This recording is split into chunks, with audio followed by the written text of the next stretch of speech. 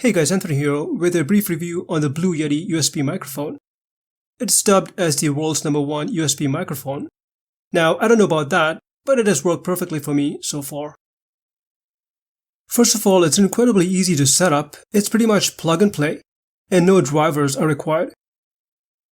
So let me start with what's included in the box. You get the mic, of course, a USB cable 2 meters in length, and a quick startup guide to help you get set up quickly. Now let's take a quick look at some of the key features of the Blue Yeti.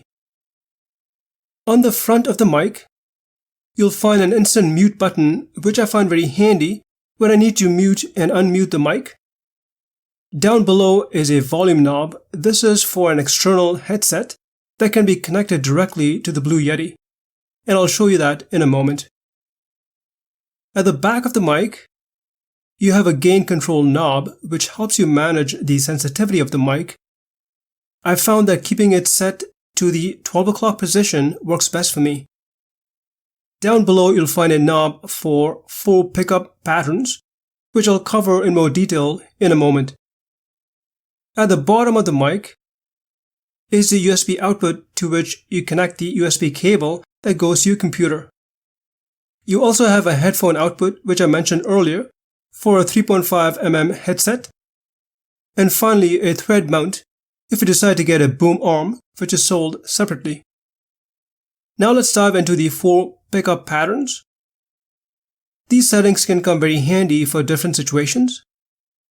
You have a stereo mode, cardioid mode, bidirectional mode, and omnidirectional mode.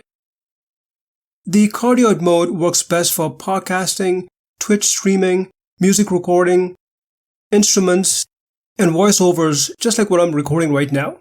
In fact, I'm using the Blue Yeti to record this voiceover in cardioid mode.